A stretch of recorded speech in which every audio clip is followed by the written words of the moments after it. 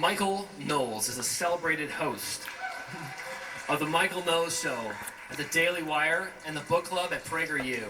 He is also an accomplished best-selling author.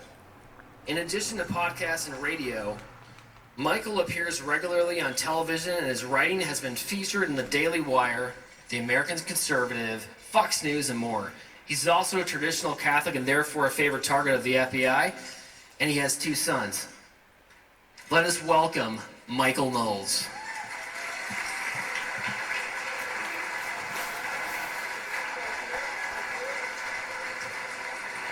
Thank you very much. Very, very kind. Thank you to John for the invitation. It is truly an honor to be here with all of you at the home of the greatest president of my lifetime.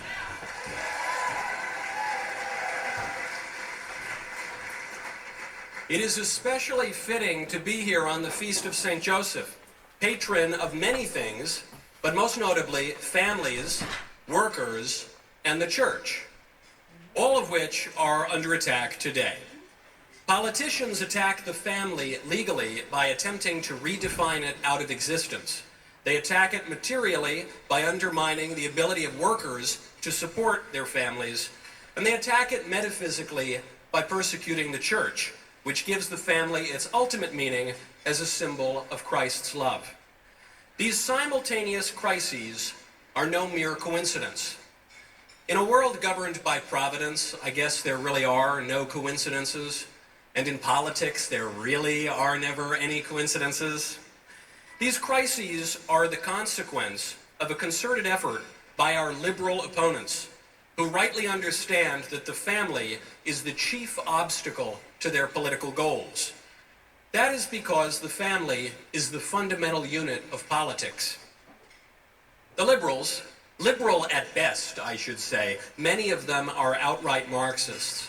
What they wish to destroy is the family, and it is because they cannot control it. Because the family is not a creation of the state. It is a natural institution that exists everywhere and for all time for the generation and education of children, as well as for the mutual support of the spouses. Liberals don't like that fact, and I'm very sorry for them, but I did not invent it. I did not set the rules, and there's nothing I can do about it. That just is what it is. They can whine, they can try to change it, and that will cause all sorts of political problems. But ultimately, it will not work, because no matter how much power the liberals amass, they can't change reality. Still, they give it their best shot.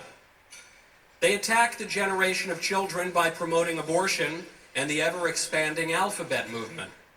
They attack the mutual support of the spouses by denigrating fathers and depriving them of their legitimate legal rights. It was once said that there would never be a war between the sexes because everybody was sleeping with the enemy. Amazingly, today, according to certain social scientific surveys, it seems the liberals have even been somewhat successful at discouraging that. It's very impressive. But the liberals' most effective work, their most effective attack on the family, has targeted that second purpose, the education of children. Parents might not want pornography in their kids' elementary schools. They might not want drag queens reading to their children in the libraries. They may not want teachers calling their son Sally in the 5th grade. But that's just too bad, according to the libs, who insist that parents have no right to object. Still, as Pope John Paul II explained in his letter to families, quote, "Parents are the first and most important educators of their own children, and they possess a fundamental competence in this area. They are educators because they are parents."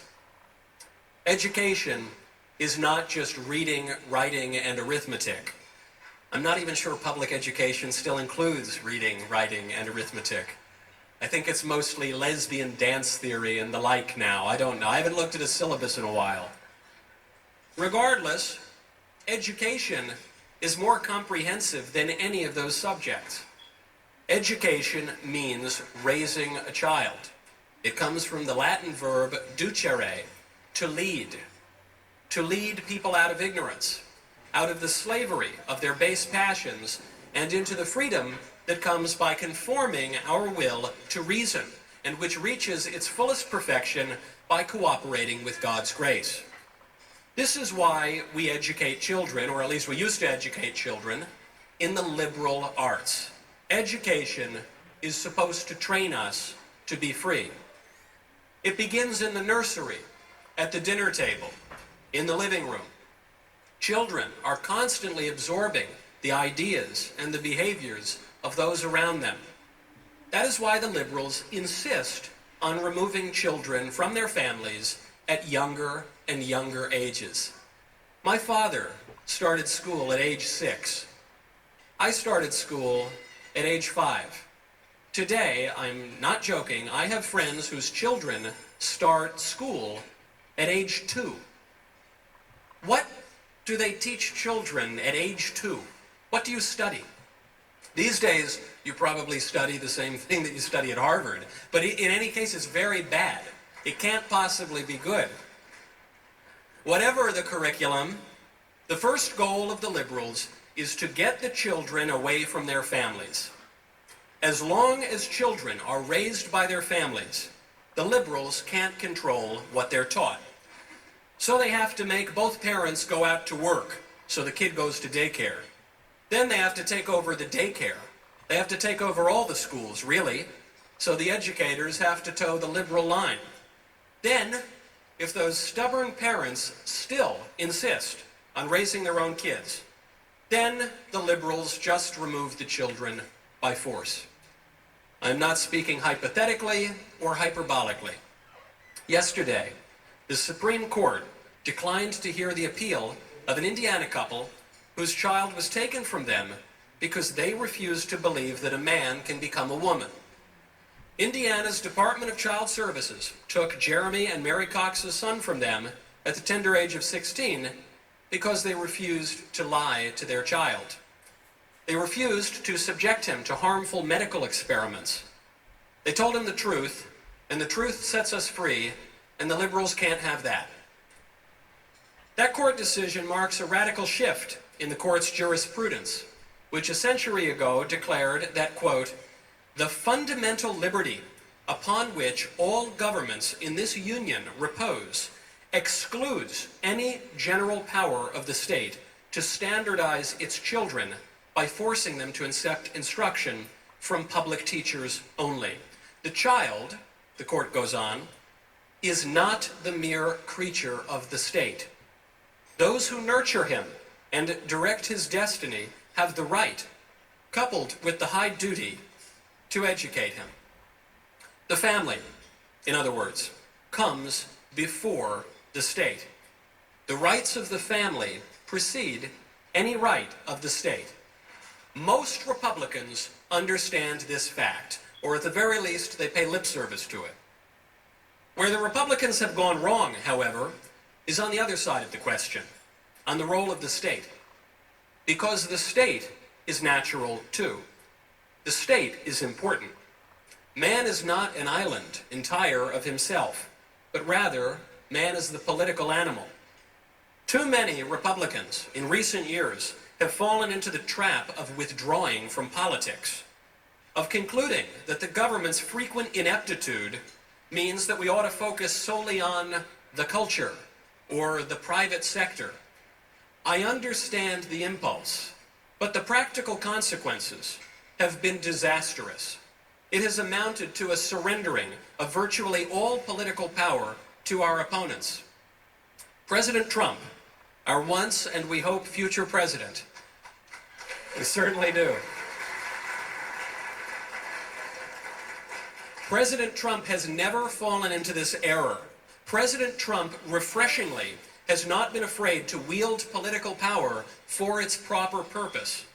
The Squishes recoiled when President Trump said that he was running for president to restore things like good neighborhoods, to weaken the powers that weaken our country, and to make America great again. They claimed that President Trump was usurping power and undermining our system of government. Of course, it was the exact opposite. President Trump understood, and continues to understand, that we can never strengthen families by withdrawing from politics to the culture or the private sector. Obviously, the man has been pretty successful in both of those realms of society. You can look around you. But he has rightly observed that we need to win politically, too, because families require the support of the state. The family, in all its splendor and with all its rights, is an imperfect society. It does not possess the complete means for its own development, temporal or spiritual. That is because man is born into three societies: the family, the civil order, and the church. The family and the state serve man's natural ends. The church, man's supernatural ends. The three are distinct, but they are not opposed, as the libs would have us believe. Quite the opposite. In a flourishing society, in great nations, the three strengthen each other. The church strengthens the family, which builds up the political order, which protects and is illuminated by the church, which further strengthens the family and the state in a mutually reinforcing harmony.